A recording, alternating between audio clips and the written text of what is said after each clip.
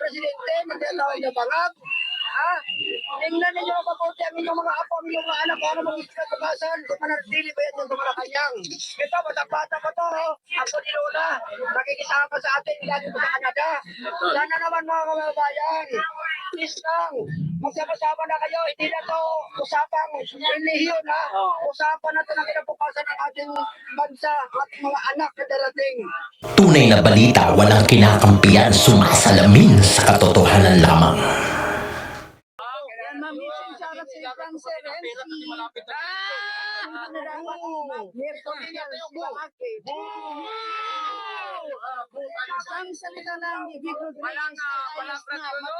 Yes, tama ka. Basta may pera, yun yung sinasabi natin. Sarap ang sarito pitaan. Kung mamamalitan tayo na kung kumain ang mga tao kasi sanay ko magtrabaho, lalo na yung panahon ni PRRC. Hindi ko sanay sa ganitong mga rally. Hindi ko talaga typical po ang mga Pilipino na kaya nagbibigay kay PRRC kasi si PRRC talagang Tingnan mo ginagawa na yes, man sarito pitaan. lahat ng mga project, kahit hindi na niya kaya, si dating Vice President Lini Robredo, di ba, ganda ng project dun sa airport, sa Bicol. Bakit naman ito si DTM ngayon?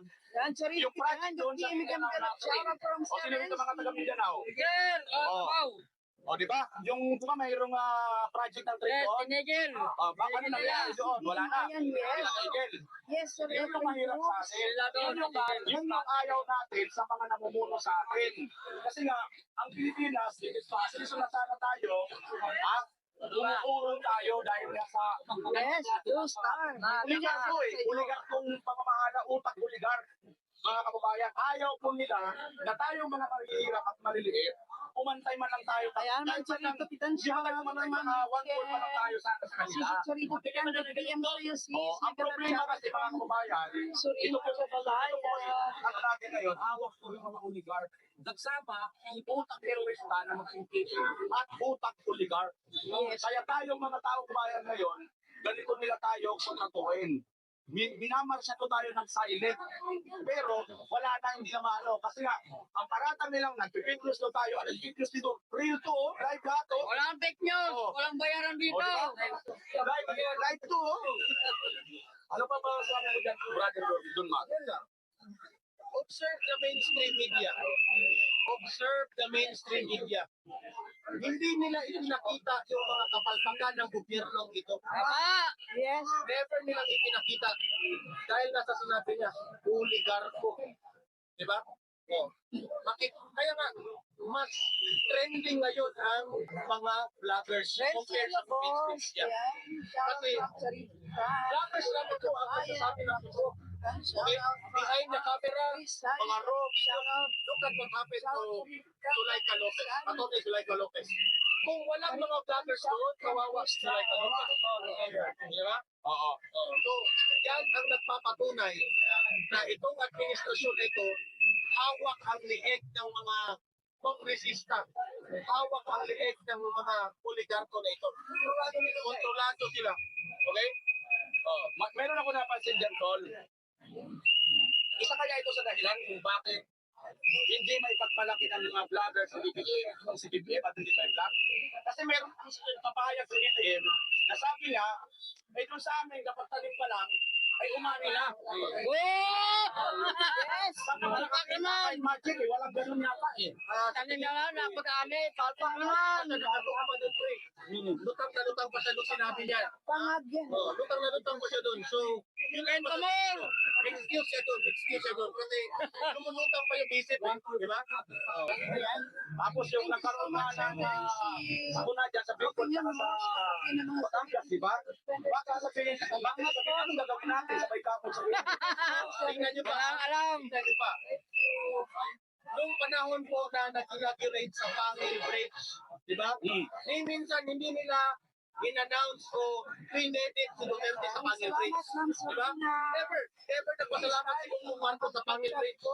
Ngayon, na ang Pangil Bridge ay sira-sira na, pagpintang na nila, may Duterte yung project na yan. Diba? Alin sila, kamali ka, salita. Diba? Alin niya, bintangan niya. Oh, yung naginagawa rin, okay. Sa kanila. Ngayong yun na, may tawag dyan. Anim kasiraan. Oo, tama. Anim kasiraan. Tinan nyo ito mga kaubayan, no? Alam nyo, ito Sir. yung kay BP Inday Sara, mga kaubayan, nakaso. Same talaga, ganito na ganyan din. Pero diba, 2022 pa yun, Philippine News na lang, ibinigay kay BP Sara, yung pala, dapat natin pala nila. Ngayon, sabi nila, kaya mahilig talaga sila magpangin. Nakita nyo ito, report ng GMA, yung sa flood control projects na mga natisira. Sino nakapanood doon? Ha? Mawawa ang taong bayan sa flood control. Umagasta po. Ako talaga, mainit talaga ang ulo ko dyan sa flood control. Billions yan eh. Bakit kayo, eto, kayong mga kongresista, kung nakikinig kayo ngayon, kayong mga kongresista, kung tutulong po kayo na servisyo sa taong bayan, hindi lang confidential funds ni Sara ang pinagsasayo. Hindi lahat yun rin ang Official ni Marcos. at si Dr. Marcos kasi may confidential funds nito mga tao nito eh. Mga ano nagsabi ka ba eh? Lahat na mayroong confidential funds hindi sa kanila. If you are true to what you are saying, na trabaho naman po ang ginagawa natin dito ng pag-ibig, Sara, Ganyan ang tamad. Gusto man agad. Walang taga. Kumuhay. Nagkayakay. Sa puro naman napaw. Yes. Ito ang malupit yan mga kababayan. Ginawa ko nila kinisigan at lahat. From Falcon Ang including si Sara at lahat at si Marcos. Ayan, Boss Renz. Ang pananano nito at ang pagpapakasarap at tamang tawa ang kalaban ng gobyerno ng mga teroristang NPA. Dahil malalaman nila kung sino yung mga ginamit na asset ng gobyerno laban sa kanila.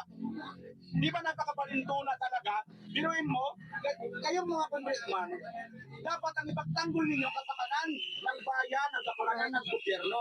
Bakit parang tila yata pagkampi ninyo sa mga kalaban ng gobyerno sa pamamagitan ng sisilikin nyo ba naman? O, tingnan ito ha, Paduanes. Di ba sa Paduano, dati lang ang NPA. Ano may alias yan, di ba? O sige na, yung kayong National Statistics, PSA, maglabas nga kayo ng pangalan kung naka-register pa yung alias ni Paduano. Mayroon bang nabuhay na agad? Anong alias ni Paduano? Kilala ni Paduano. Karap pa yun? Karap? Karap. O sige, luwalhati. Karap, luwalhati. Sige nga, baka naman kayo dyan sa PSA, kung mayroong karap sa luwalhati na ipinanganak sa Pilipinas. Oh, sige nga. Yan po yan mga kababayan. Dito, patuloy silang manlilinlang sa taong bayan. Ngayon, kung mananahimik tayo, sumasang-ayon tayo sa kanilang panlilinlang. Yun lang yun. Alam? Yun lang yun. Okay. So magsalita tayo mga kababayan. Hindi dahil sa kundi tayo, hindi dahil sa mahina tayo, hindi dahil sa maliliit lang tayong mga mamamayan, ay wala na tayong karapatan. Mayroon tayong karapatan bilang isa sa mamamayan ng Pilipinas at nakasulat sa ating konstitusyon, freedom of speech, freedom of expression. Kahit sino sa atin dito. Kay BP Sara, yun lang masasabi ko. Nakot nila kay BP Sara kasi alam nila na mananalo si BP Sara sa 2028. Anong ginagawa nila? Ipa-impeach na si BP Sara. Sana po yung Tatandaan nyo kapag okay na yan, dahil si Sorensi. Kuya matatanggal rin ang mga kaya nakatulog po yan, kaya nakahigaya. sa ganun, madali ang magurdo si BP Sara. Kaya ang sibangag, dapat pala yan. Si BP Sara ay Sara, yes. at marami po dito ako si BP Sara. Madali na lang makulong si BP Sara dahil na-impeach na si BP Sara. Di ba? So yun yung mga ginagawa nila ngayon. Ipa-impeach, tapos kakasuhan. Okay? Ang tanong dyan, kapag makulong na si BP Sara, ano kaya ang gagawin ng taong bayan? Kaya ba tayo, mga kababayan? Hindi! Papayag pa tayo. Huwag na natin hintayin na makulong si Pizarra. Correct. Magtipon-tipon na po tayo. Correct. Lalo na ang Magtipon tayo. Lalo na mga Ipaglaban natin. Dahil po, ang mga Duterte lamang po ang makapagbigay na tunay na pagbabago ng Pilipinas. Ika kanila tol, aanin mo pa ang damo kung patay na yung kabayo. Correct. Saka tayo mamaya mag-iiyakan, magpapalahan tayo sa iyak, wala na tayong magagawa. Kaya ngayon pa lang, kumilos na tayo. At pagkaisahin natin, yung walis tingting, pag isa lang piraso yan, di yan makakawalis ng isang malaking batay. Ano ibubulgar mo? Tama sa tayo, Ito kasi hindi mo... mawawalis natin ang mga salot at basura sa ating pamana.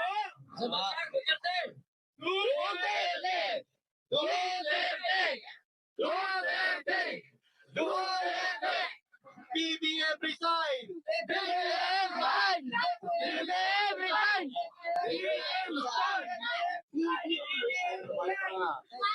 Mabuhay si Bibisara!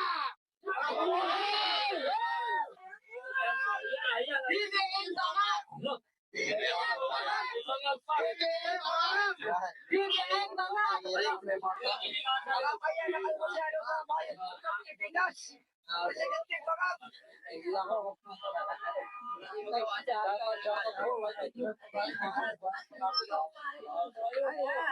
Wilson Ladino, shout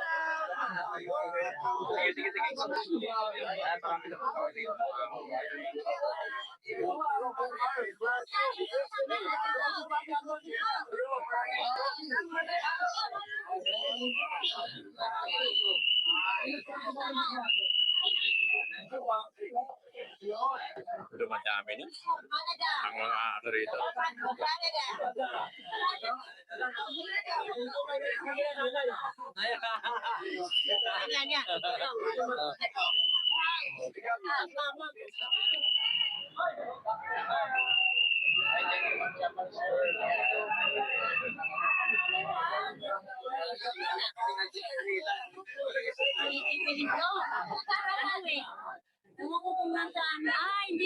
Hindi sa ano.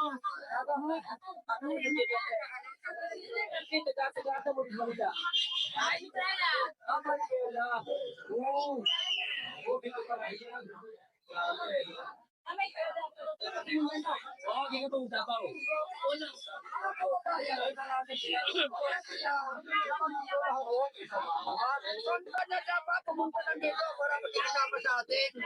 Hindi ba kayo maiyan yan? Kaya naman tayo, nandito na naman tayo sa Pilipinas. Hindi tayo dito magkakasama sa ating tama ng loob na ipapalabas natin. Diba? Dapat makikisa kayo sa amin. Pero, galing sa Canada itong mga ito. Ang iba galing sa Mindanao. Ang iba galing pa sa Hong Kong. Hindi ba tayo mahiya yan, mga kababayan? Salamat natin dito eh. Diba? Nakukontento na ba kayo ngayon sa bumumuro ng ating presidente na tinatawag na Bangag? Tingnan ninyo mabuti ang inyong mga apo, ang inyong mga anak, kung ano maging kinabukasan, kung manatili ba yan sa Malacanang. Ito, batang-bata pa to, ako ni Lola, nakikisama sa atin, galing pa sa Canada. Sana naman mga kababayan, please lang, magsama-sama na kayo, hindi na to usapang relihiyon ha, usapan na to na kinabukasan ng ating bansa, ating mga anak na darating. Huwag na tayong, wala na tayo ditong partisan, ano man ang partisan dito. It's not all about Duterte and Marcos. Ang pinag-usapan natin dito kung ano ang kinabukasan ng ating bansa na mangyayari. Ito ba ang bansa natin na gusto nyo mangyayari ngayon sa pamamahala ng isang gobyernong Bangag? Pagmula sa namumuno, from president, papunta sa distrito, congressman, mayroon pa ba tayong makukuha sa kanila? Para sa akin, dapat i-abolish na yung kongres na yan sa senado. Hindi naman kailangan yung mga senado na yan. Walang kapinta-pinta naman mababata sa mga yan. Kaya dapat magising na tayo sa katotohanan, mga kababayan. Sumama na kayo sa amin. Nanawagan kami sa inyo. Sama-sama na tayo. Lahat ng Pilipino, alam ko sa lahat ng mga Pilipino, majority dito ay mga Kristiyano. Huwag natin tayo magkakanya-kanya dito ano man yung minasyon natin. Kalimutan natin kung ano man ang ating relihiyon, ano man yung minasyon natin.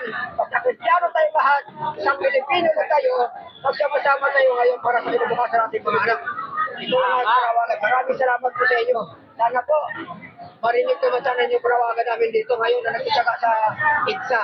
Kung walang pakiramdam ngayon ang mga namumuno dyan sa Malacanang, sana naman tayo mga babayan, magkaroon naman sana tayo ng masilan o mas matinding, matinding pagnanasa na makamit naman natin ang tunay na malasakit din sa bayan natin. Walang iba na lugar na nagtitsaga natin dito sa Duterte lang talaga. Kaya itong mga namumuno ngayon, takot na takot sila sa mga Duterte, sinisingil out nila na matanggal ngayon sa politika ang mga Duterte dahil yun lang ang kanilang tinik sa kanilang lalamunan na makatalo sa kanila. Ito lang masasabi ko, kayo na mga Marcos, umaasa pa kayo na upo ngayon sa 2028. Maliban na kung dayain ninyo ang eleksyon, hindi na kayo mananalo. Dahil ang 32 milyon na bumuto kay Sara Duterte, yan ay intact pa rin ngayon at sigurado kung madadagdagan ba yan dahil yung dating mga realize na pabor sa inyo ngayon.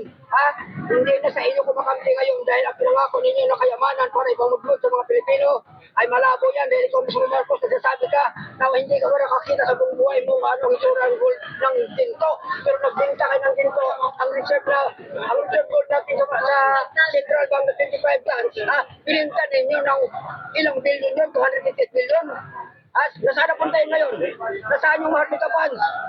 Hindi pa ba tayo magbibising mga kababayan dito sa manluloko sa atin dito mga namumuno ngayon? So, tinatawagan namin lahat ng mga Pilipino na may malasakit sa ating bansa. Pumunta na kayo dito sa EDSA naman. Nakikisama kayo sa amin dito. Kaisa na tayo lahat. Magkaisa tayong lahat. Hindi dito sa partisan, kundi magkakaisa tayong lahat na dito. Alam ko naman na EDSA lang naman natin ngayon dito. Yun ang aking masasabi. Kung sino pa gusto magsasalita dito, isa lang ang damdamin namin dito. Isa lang butis ang aming dito na lumalabas sa aming bibig. Marcos, mag-resign ka na. Marcos, resign. Marcos, resign. Ikaw natin. Marcos, resign. Marcos, resign. Marcos, resign. Marcos, resign. Marcos, resign.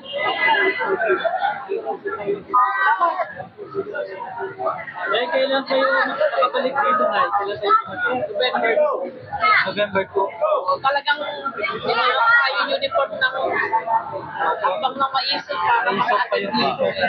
Saan kayo sa Canada na Vancouver. From Canada pa po yan, ha? Vancouver. Kaya doon pa lang nakita na namin yung video niyang dapat. Ano pang mensahe mo na ikagay kay Sara? Ano sakaling manood siya ngayon? Ano pang message mo sa kanya? Suporta kami sa kanya. Kahit anong mangyayari. Kasi nabudol lang kami. Kaya kailangan tumindig na. Kasama natin lahat ang mga taga-Banglo.